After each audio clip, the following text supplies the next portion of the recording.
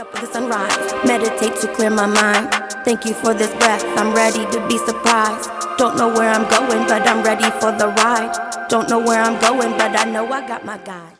Hello and welcome to this healing session. I am your fearless guide, Rachel W. Robinson, victim rights attorney, as many of you know me as, but I am also a poet, international best-selling author, a gardener, okay, and so many other things that I've tapped into on my own healing journey. And so, of course, I am bringing my healing to you all, my clients, my community. One of my mottos that I tell my clients in that vein is that it doesn't matter what happens in court. If your mind, your soul, your spirit, and especially for today, your finances are not healed, there can really be no justice. And so I am very honored today to welcome one of my good friends, Amy Stevenson.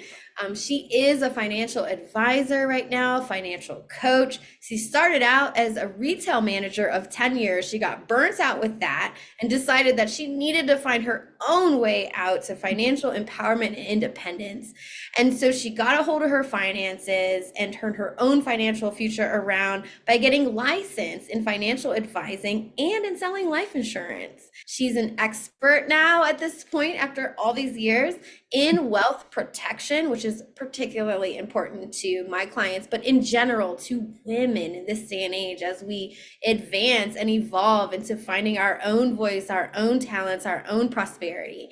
And she also helps with creating some of that wealth with some of the tools that we might not know about. She has helped countless clients build and solidify their financial foundation, and I am so happy to have her today.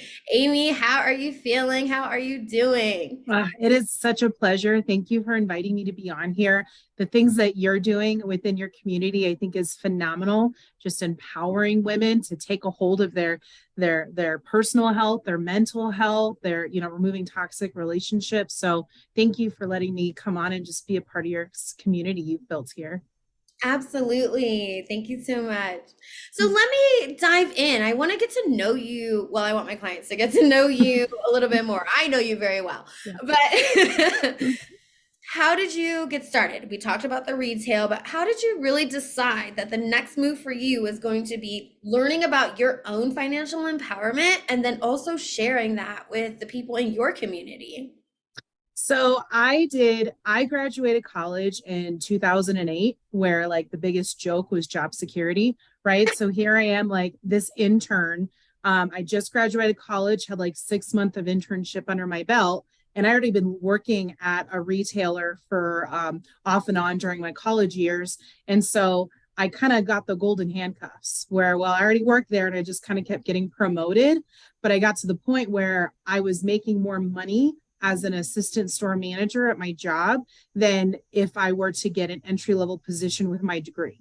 I really enjoyed it, but then I started having a family and I got married. I have 2 children, and I looked at it and I said, well, number one, I'm never with my kids because I was working 60, 70, 80 hours a week.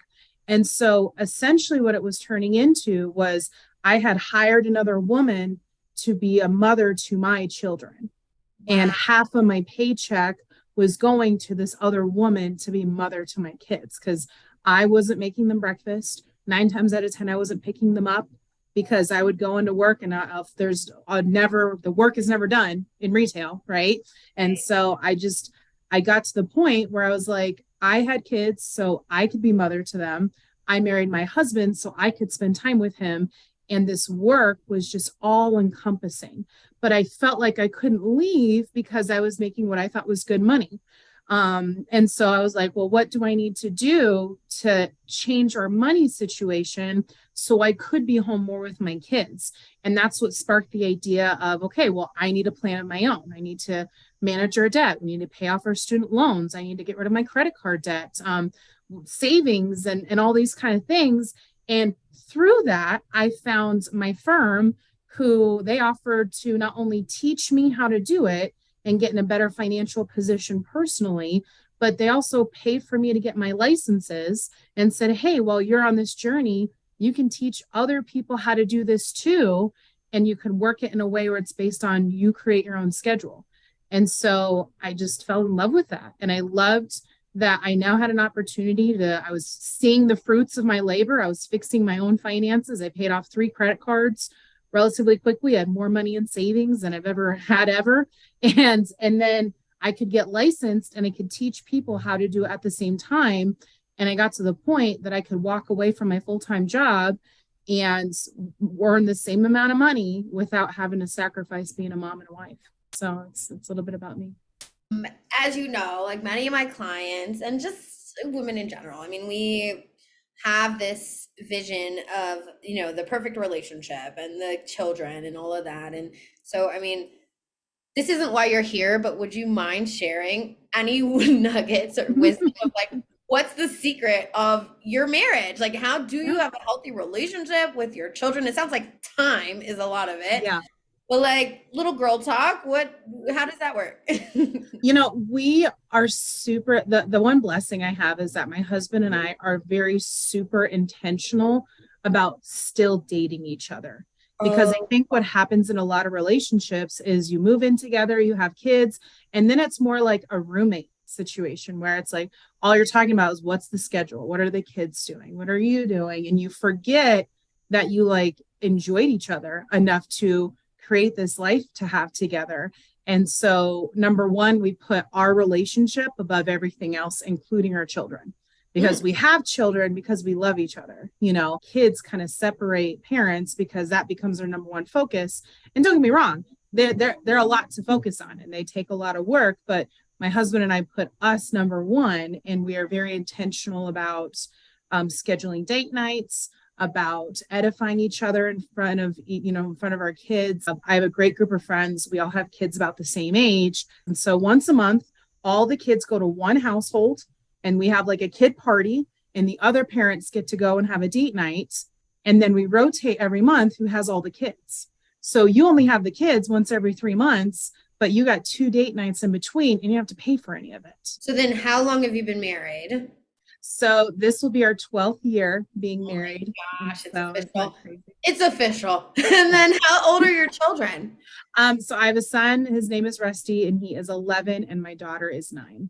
And Rusty, that's the same name of your husband, right? Yeah, so that's the third one. I fought it. Grandpa is Rusty, Dad is Rusty, and now my son is also Rusty. So we've got 3 generations of Rusties. I love that. I want to absorb that. I think that is something that everyone can look forward to as a light at the end of the tunnel of their healing and of our growth, right? Yes. But we need to talk about some serious things. Yeah. We need to talk about, when women are not necessarily in the most stable situations, when they have children. Even though most of my clients, all my clients really are professionals, college degrees, they are out here doing this and they are escaping from situations that are narcissistic or even abusive to them and or their children. And they need to get out of that. And they have gotten out of it. And so on the legal side, of course, I have them covered, right? We're getting them justice, we're getting them protection orders, we're getting them what they need. But financially, it's a huge shift. And so what I would love to talk to you about now is what considerations my clients, women in general who are leaving these situations, and what do they need to consider as they establish themselves financially in this world? Mm-hmm. Yeah, it's true, because when you think about it, when in your K through 12 these days, are you getting any kind of a basic financial literacy course? I know I did. Right. Right. And that led to my finances being so screwed up because I had no idea, and I feel like it's expected for you just to know, but nobody else really knows. And so nobody talks about the thing that they don't know.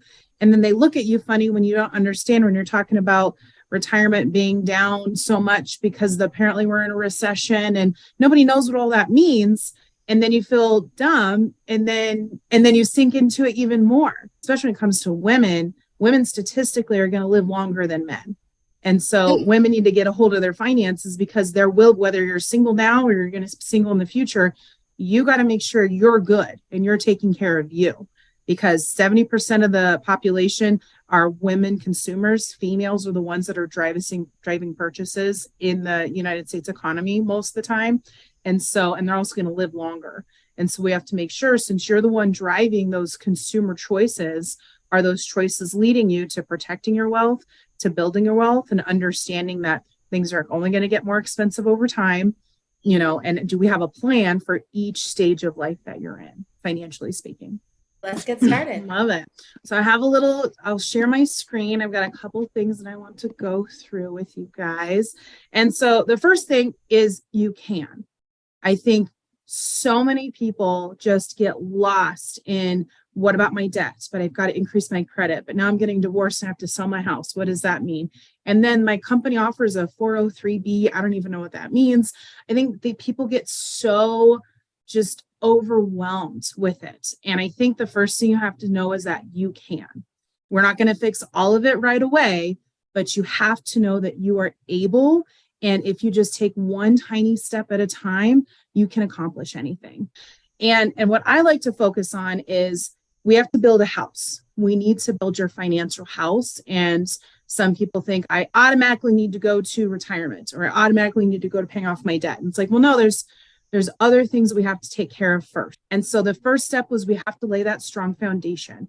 And that's to make sure that you and your house are good. Number one, can you keep a roof over your head? Can you feed your family? And can you keep your electric on? Those are your main basics. So if you're in a lot of debt and you've got credit card companies calling you left and right, you know what? They can't eat you. There's nothing that they can do except for put nasty things on your credit, which doesn't really matter unless you're trying to buy something, right, off of credit. And so number one, you got to make sure that you're good. You can cover your bills, that you can have food on the table, that the electric is running, you have a roof over your head. We've got to take care of that first. So having that budget and managing your income is going to be crucial. But then the next step is, you have to have an emergency fund. The best, barrier between you and life is money. Money's not everything, but it's kind of like up there, like oxygen on the gotta have it level. Yeah. And that's something so I do want to interject really quickly, just to say, a lot of people have these money wounds, or these beliefs against money, or being prosperous, being abundant, like you're going to hell, right? Like, no, I hate it. No, money, everything that we need costs money, and we're not mad at the grocery store for charging us. But the point I'm making is that it's just as necessary. Absolutely. It is the air that we breathe. It's everything that we need comes from our ability to create and protect our wealth. And that is what is going to allow us to expand and reach our full potentials in this life and be safe and secure. Yeah, absolutely. And I think that there's all this emotion associated with money. And I think you hit it on the head. You have money wounds. Either you made poor choices with your money, or someone else made poor choices with your money. Maybe you came from a background where you didn't have a silver spoon and you weren't sure how you were going to eat your next meal.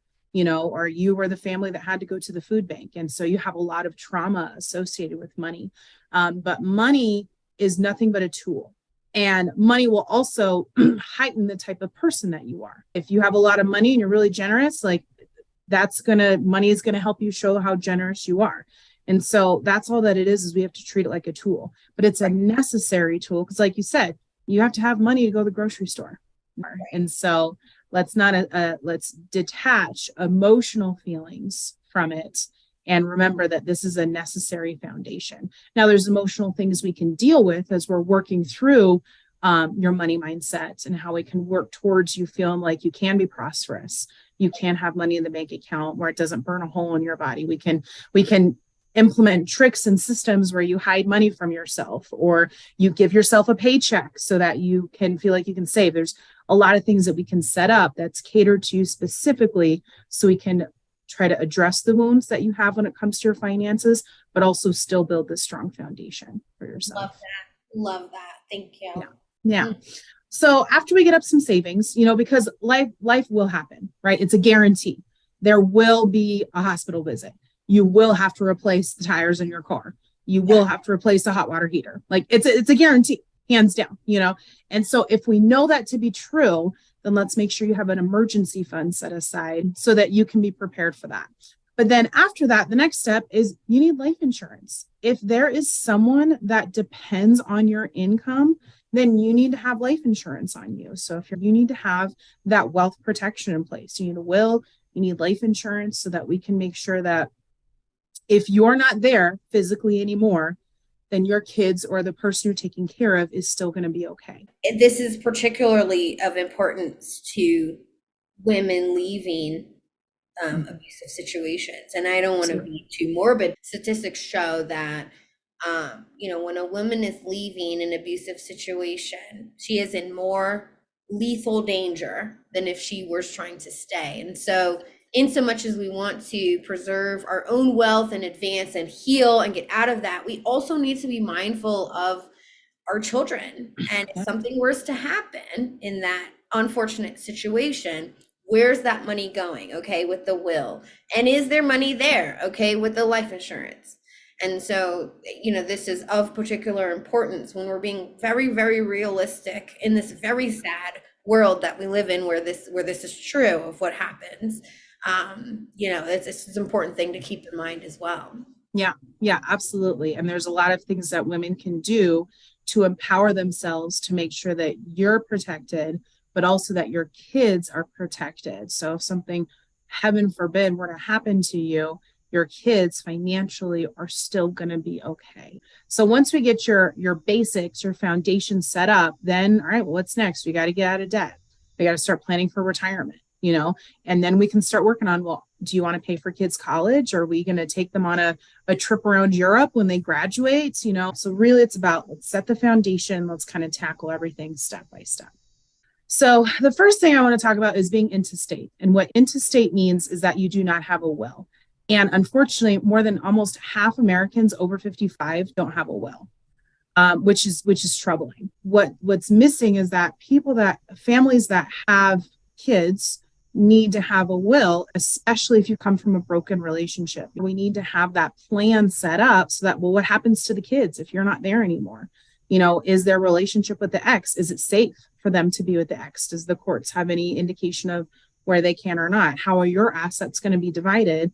So then that way your kids are going to benefit, your family is going to benefit from the hard work that you've been doing, building your estate plan and creating wealth for yourself. Who's going to benefit from that?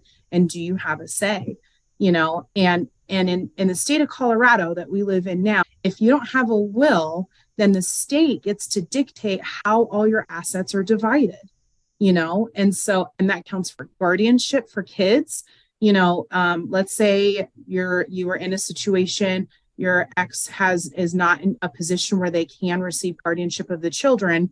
And so they have to figure out, well, is mom and dad going to, is grandma and grandpa going to take the kids? Is it going to be a sister or an uncle? While the courts decide that, they're probably going to put the kids in foster care, and because you didn't have a plan set in place to be like, okay, well, this is, if something happens to me, mom and dad already know, here's the paperwork, all that stuff. And, and so even though it's morbid and we don't want to have these conversations because it makes us feel comfortable, the truth of the matter is that 40% of us are not going to make it to age 65.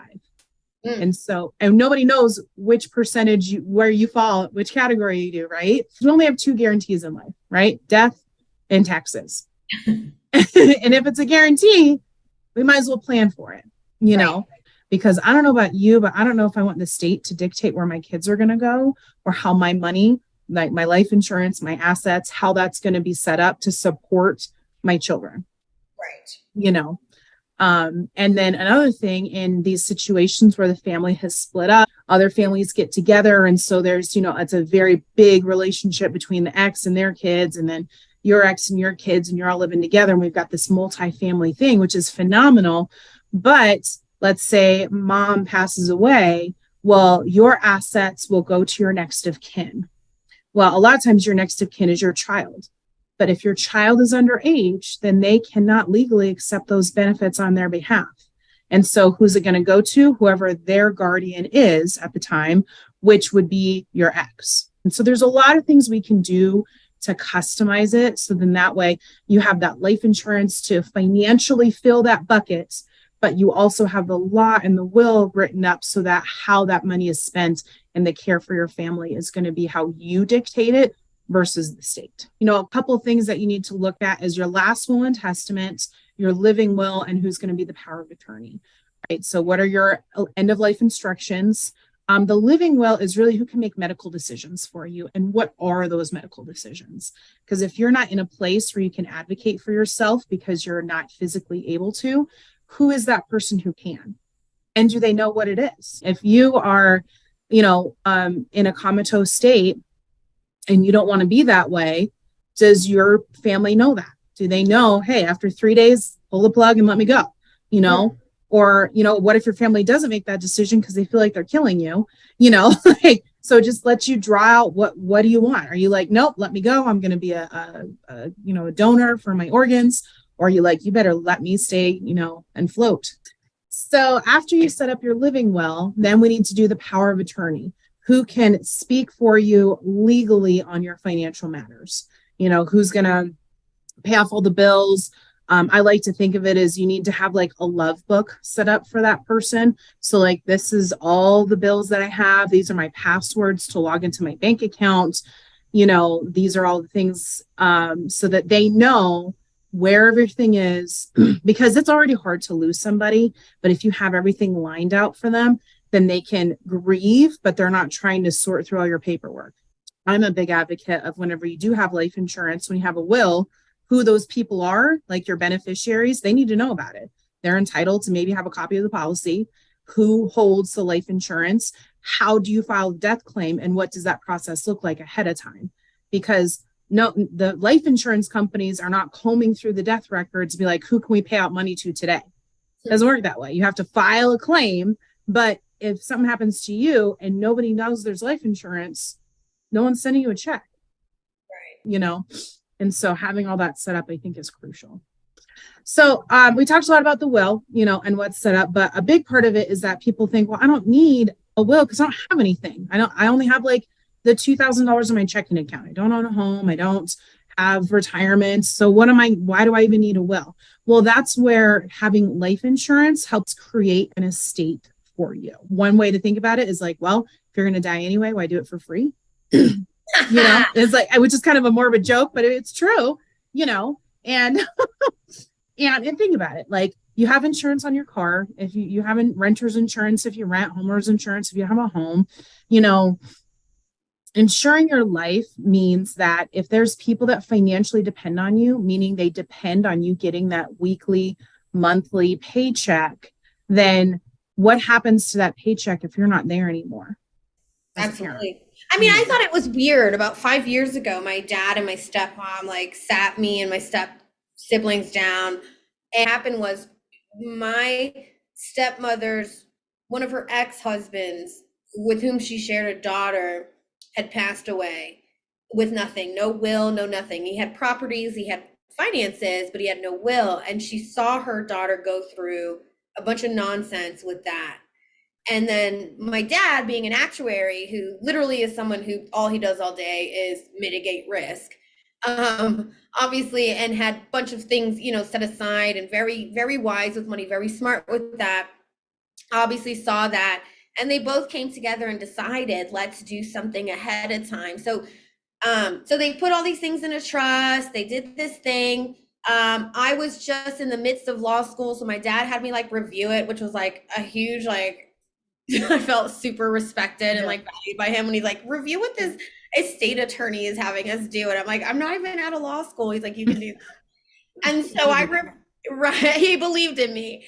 And so I'm reviewing it and we're doing this estate planning. And it was weird because we all had like a family meeting and they're like, this is what's going to happen. And here's a book where you can fill in like, what do you want? What do you want? Let's put it in the trust. And it's just like so weird. But at the same time, what they were trying to prevent is exactly what you're saying, is like, there's past, we're grieving. We don't want to have to figure out or let the state figure out or take all our money through taxes. Like, they wanted to preserve that wealth, and having that succession plan of your property and your wealth is going to bring a lot more peace to your children and the family who is having to sort of administer that. And now I know exactly what's going to happen when, my parents pass, and And I just feel more secure in knowing that. And it's good. And now thinking about that, like what level of peace does that bring you to, knowing that inevitably that time will come? Or Right. how much peace does that bring to you, knowing that that part's taken care of?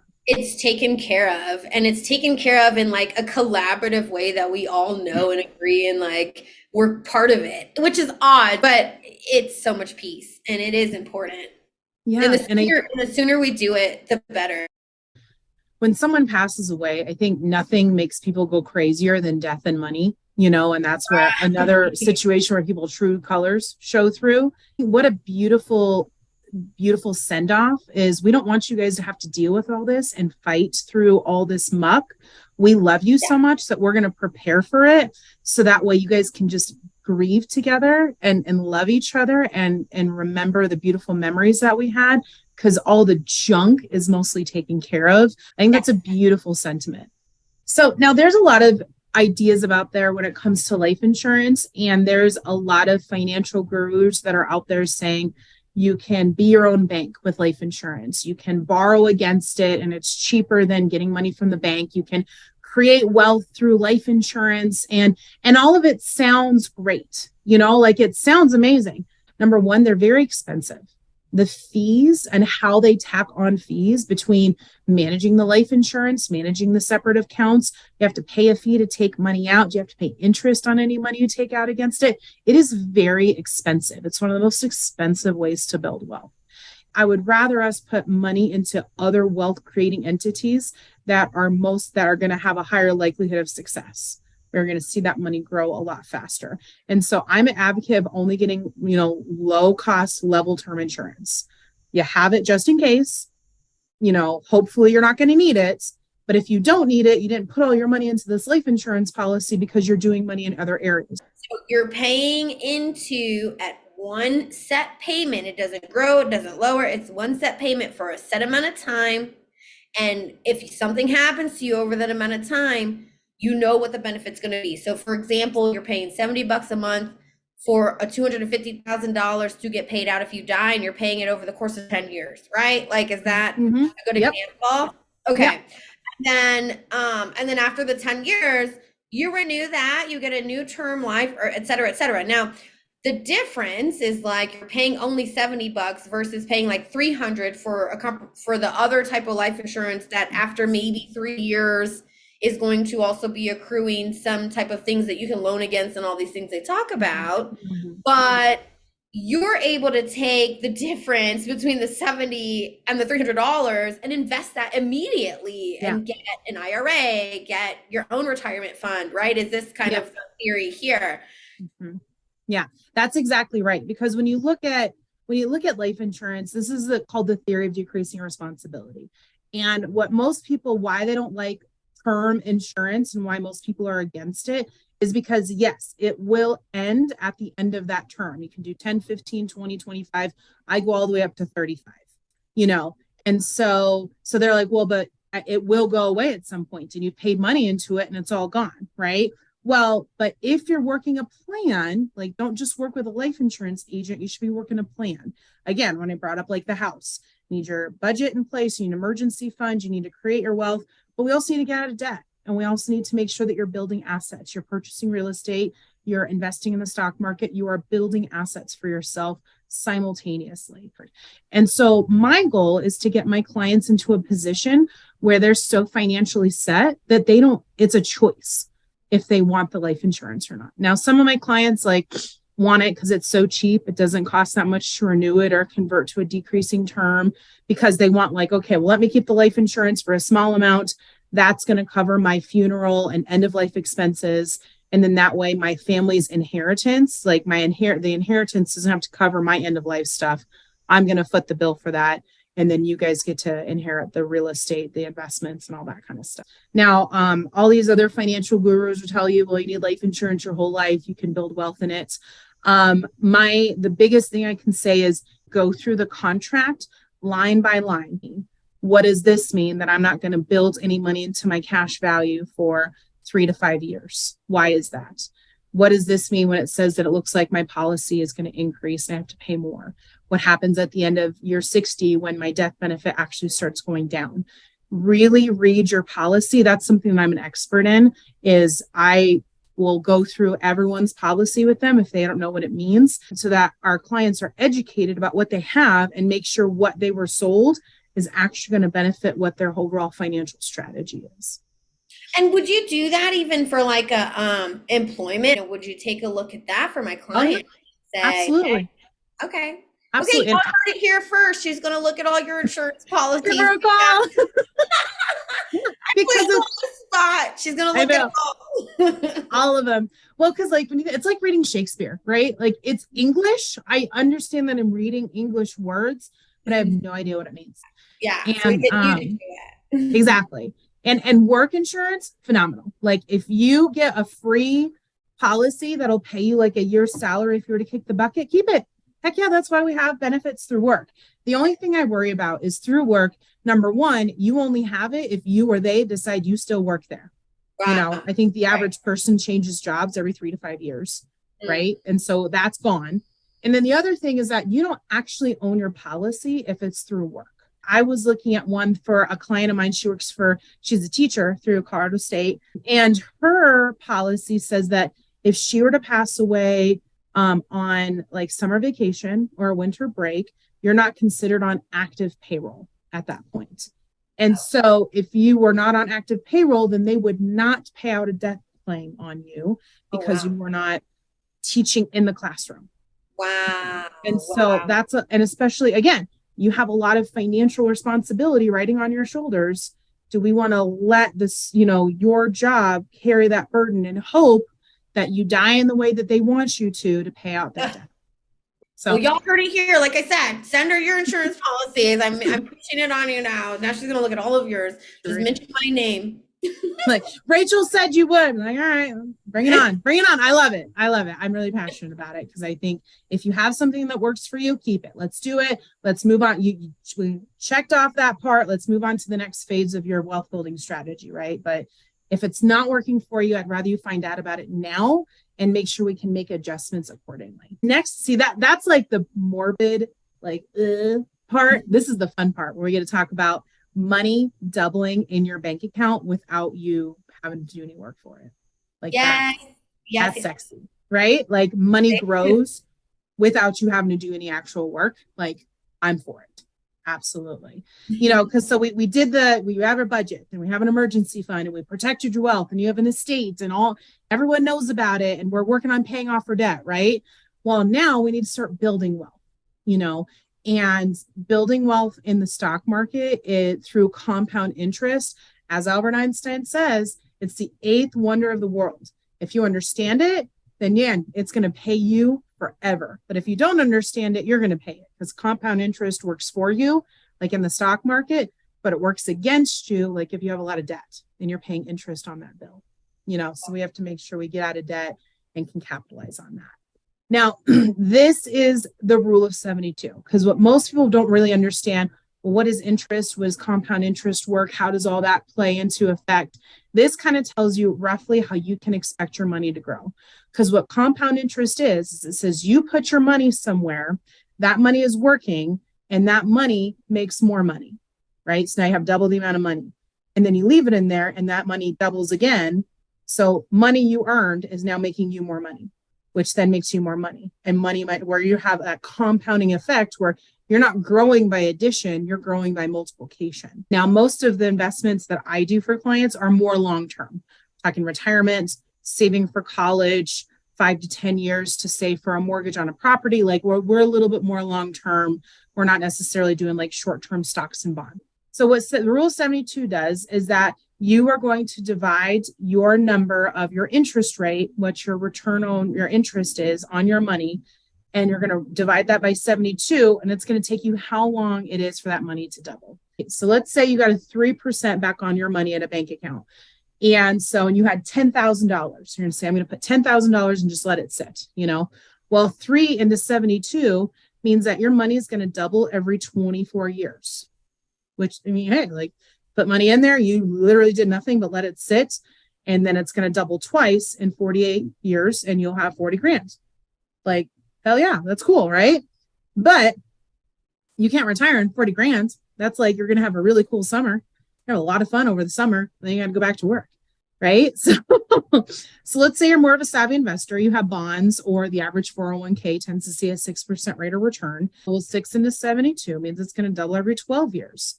So now by the time you get to 24 years, your money is doubled twice already. So same amount of money, you put in the same amount, but that compound interest is working harder for you because your money is earning at a higher interest rate. And so by the end of your 48 years, you're going to have 160 grand. Like, so look at this, like we doubled your interest rate, went from 3% to 6%. So we doubled that, but you have quadrupled your output. You now have 160 grand versus 40 grand. Okay, so saying $10,000, you're just going to put it in there and sit, but you're getting a 12% rate of return. Now, again, we've doubled it again, went from 6% to 12. Well, 12 into 72, hasn't that double every 6 years? 6 years. And so now, after 48 years, your money just sat there. You didn't add to it. You didn't you're not physically working or doing anything. You just put your money in the market. You got a 12% rate of return. And now you have $2.5 million in your accounts. Million. That's insane to me. These returns are available to the general population. The S&P 500 averaged about 11% over the last 50 years. Well, let me ask you this. I mean, this is what you do, right? Yep. It's not sending your clients elsewhere. These are things you're licensed to do at this point, right? Yeah. And that's what, again, why I love my firm, is because I don't just do one thing. I don't just help my clients get out of debt. I don't just help them set up a savings strategy. It's not just that estate planning. I'm meant to be a one-stop shop. And you have a person, not a 1-800 number. So my clients will call me and say, hey, I need to change my beneficiary, my life insurance. Oh, by the way, I saw my quarter 1 statements. Can we look over that? Absolutely. And so then that way you're getting that full-fledged service, so that as we're working together for the next 5, 10, 15, 20 years, it's all about protecting your wealth, staying out of debt, and building more assets so that you can live that more prosperous financial future. Because like you said, that peace that you had when there was a plan, right. If we can bring peace to that one aspect of your life, while maybe everything else feels like it's in chaos, if this part is good, then you have the mental energy and capacity to start dealing with the other chaos that we have to deal with as moms, as wives, as divorces and things going on. This can be good so that you can focus your energy in other areas. This is an example. And so people start where they start, and then add to it as they grow, as they become more comfortable, as they're able to put more away. Then you're doing that. But this is just a great example of really showing what happens after such a short amount of time with, these types of monies. Yeah. And if anyone's interested in playing with it and figuring out how it works, what you can do is Google and just look up it's called a compound interest calculator. And I like this one, investor.gov, and you can just kind of see. So let's say you're 30 and you're like, I need to start. I haven't done anything. I played in my 20s. I'm 30. Average retirement age is about 67 these days. So let's say I'm going to fund a Roth IRA with $500, and then maybe I can afford to put $250 a month into my investment account. And that's going to be for about 37 years, from 30 to 70 to 67, about 37 years. And maybe we're going to say you're not like hyper aggressive. We're going to do 10%. And then we're going to have a compound monthly, and let's see what it does. So by you starting at 30, look at this. By you starting at 30, and you did $250 a month at a 10% rate of return, that's going to grow to $1.1 million. Wow. And that's not even maxing out a Roth. That's just half of what you can put into it. Right. And this is the crazy thing is, look at this. So here for 37 years, you have contributed $111,000 of your own money. But again, because of compound interest and your money doubling and doubling and doubling, that's going to grow to 1.1, almost $1.2 million. I mean, that's 10 times higher. Am I good at math? Is that 10 times higher? Yeah. Mm-hmm. Okay. Yeah, you have 10 extra money. You have 10 extra money at that point. Definitely make sure that I share the link with my. Yeah, and you can just Google compound interest calculator. I like this one because it's with investor.gov, and just play around in there and look at, analyze your budget, look at what you're trying to do, and that's where I look at when you're doing these expensive life insurance policies. And you gave the example, which is a great one. I can buy a level term insurance policy for $70. I was willing to pay $300 because I want to protect my wealth and grow it at the same time. Well, maybe that's the scenario you did where you decide, okay, well, rather than $300 into this one life insurance policy, let me do 70 here and the other 230 here. Let's say you just did that. Mm-hmm. And we did the same thing. That's still $1 million. Mm-hmm. But it's not tied up in a life insurance policy with different rules and fees, and you have to pay money back, and it's your money. This money belongs to you. The only restrictions is if you do it in a retirement account, then if you touch it before 59 and a half, there's a 10% penalty. But other than that, it's your money. I'm big on live comfortably, find ways to make more money. And everybody, what I have found, has a talent, has a craft, has an art, has something to offer. So even if it's like, create your Etsy where you sell your little poetry book that you created when you were 8 years old, never, you know what I mean? And we all have these hidden talents and these gems in ourselves, and, create a meditation and put it on YouTube and let YouTube pay you $200 extra a month, and then invest it and have your 37 years. Yeah. And I think that's why Dave Ramsey's so unpopular, is because he's like, well, you can't cut your lifestyle down to nothing. And I'm like, it's 2023. There's so many ways to earn extra money. Like you said, write a book, learn how to crochet and sell things on Etsy, audit papers online and get paid for checking for grammatical errors. You can earn money. It's so much easier to earn extra 10,000 than it is to save it. Right, exactly. And then you do it in a more enjoyable, freeing, expansive way. Mm-hmm. That also is another version of healing those money wounds and understanding our resourcefulness. And so I heard something actually on TikTok, and I've adopted it, understanding that we are all resourceful. So not just resourceful that we can find resources, but we have wisdom that we carry. We have art that we carry. We have things that we have picked up along the way that it's almost selfish to keep it within. Society wants it. Somebody needs to hear it. You're going to save someone's life if you share it. And it's of value.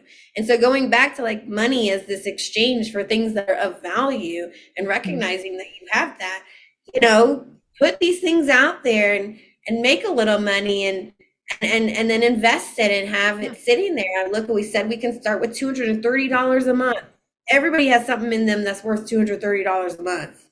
But there's ways to do it. You can, if you're a stay-at-home mom, offer to host a play group for mommy friends once a week and have them each pay you $20. There's so many different ways. A lot of people you can ask somebody what their biggest financial asset is. What is your biggest asset? And most people will say, well, my house or my retirement or my checking account. It's no, your biggest asset is your ability to earn income. And we can be so creative these days. See? Yes, I love it. Thank you. Jiving. So most people are okay, well, where do I start? A lot of the best places to start is in your company retirement benefits. So 401k, 403b, 457, there's 401as now. Those are employer sponsored plans. And so the first place to start is typically with your employer if they match 100% up to 3% or up to 6%, and think about matching as free money. I put in $1, the company puts in $1. You've already doubled your money before you even put it in the stock market.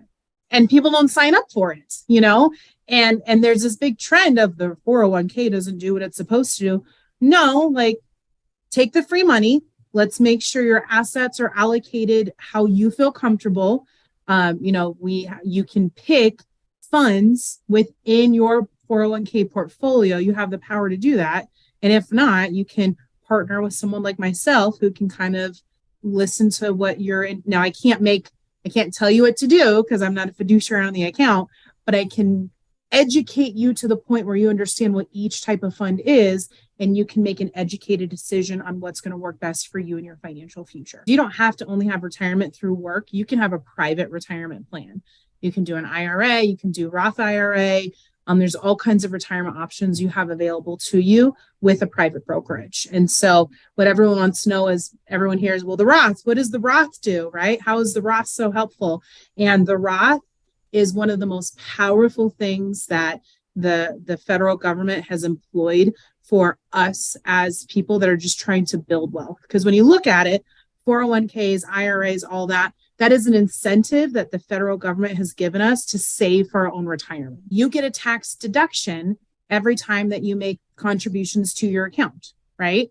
So for businesses and the business owner, that's great. But for like most people that have a regular W-2 job, you might not necessarily need the tax deduction, which is where they have the Roth option.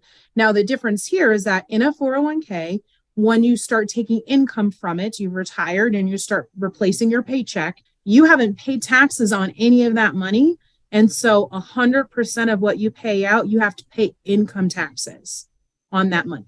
And so that's why I'm an advocate for the Roth. And a lot of companies have Roth 401ks. You can do your own personal Roth IRA. But what the Roth does is you can put money into the account. You don't get a tax deduction on it, but you put money into your account. Well, that money grows and grows and grows. But you've paid your taxes on what's called the principal, which is how much money you've put into the account. And you can structure that in a way so that when you take money out of the account, you don't have a tax bill. I can tell you from experience. So this past year, as you know, I did leave my employer quite abruptly. Luckily, I had created my own Roth IRA that I'd been paying into. And long story short, I had to withdraw it. I withdrew it. I will tell you, I don't have a tax bill. Mm-hmm. It's actually the government owes me $100, which they already paid me. And I was shocked because I was like, what's going to be the penalty? A Roth IRA was amazing. I mean, because like you said, it was already taxed before. It's not pre-tax money, it's after-tax money. And so there was a little bit they took out to try to cover for in case of as an income tax later, but ultimately I didn't end up having a bill at all. And so the lesson here is be putting into it, because you never know when life's going to happen. And you even apparently here, I had emergencies, I had things happen, I didn't know what happened. And because I had that type of an investment account, I was able to pull it out and survive and live and thrive and start a whole business and do these dreams and find myself throughout this difficult time. And then government owes me money, actually. Yeah. So like I didn't, so it just worked out really great. Obviously the goal is you put into it and you don't touch it, but the fact that you have that as an option that's available to you is, again, that financial piece. You have you've built like a castle around you. There's invading armies and now you have a castle, and then you pay off your debts and you have credit cards that are available. So again, if something really bad happens, that's like your moat that's around you. Because now you have $20,000 saving in the bank, but you have $20,000 of available credit, of just in case, and then you're building into your Roth IRA, and now you have an army around that moat. So there's a lot of really bad things that can happen, and you're still going to be good, because you've just built that, you fortified yourself in that place of protection. And again, I always go back to, because managing your money mindset is so key. Because then your peace within yourself, knowing that financially I'm going to be okay, just takes such a weight off your shoulders. Because I think so many people struggle with anxiety and depression and fear about money. And if we can have a strategy for that, so that energy can go to working on other things, or fixing relationships and working on yourself and building a business or being creative, then that's going to allow you to get to the closest, best version of yourself. Now, when it comes to investing, and I think this is my last piece, is most people are concerned about the market because the market fluctuates. the news sells doom and gloom. And so a lot of people don't invest because they're afraid. And so, Rachel, I'll ask you, if you had to choose between putting money in blue in a rising market or in the orange in a fluctuating market, what would you think is the best market you want to put your money in? So the thing about, I mean, the ways that I would consider it is like, all right, because I know that over time, it's always going to be going up. I mean, our population is increasing. There's always increased consumerism. Like stocks are going up, investments are going up in their value. Mm-hmm. One of the benefits that I can think of off the top of my head in a fluctuating market is sometimes catching those bonds and stocks when they're costing a little lower right before they kind of spike, and then kind of catching onto those tailwinds and getting a return on that. However, I would imagine that ultimately it evens out in the end. So actually, if you were to invest in a fluctuating market, you would end up on the better end of that. As you're investing, you're buying and you're spending $100 every single month, right? Well, every single month, the first month in a growing market, that buys you 10 shares. Well, now it buys you like 8 shares. And it kind of over time, you're buying less shares because your share price continues to get more expensive, But down in this level, you're buying and it's $100, but your share price is going down. Well, now your $100 will buy you more shares and it'll buy you more. And so, because what people don't realize is over time, the economy is going to fluctuate. We're going to have ups and downs, and that's just a normal economic cycle. And if you can stick with it and put money in a rising market, a fluctuating market, even in a down market, you will be better off than most people. Because what happens is most people, the market is going really, really well. Everything's expensive. Like, oh, I got to put my money in the market. Well, you're paying top dollar. You're paying top dollar for everybody else. So you bought high, and then the market shifts and everything starts going down and there's panic and the news is saying everything.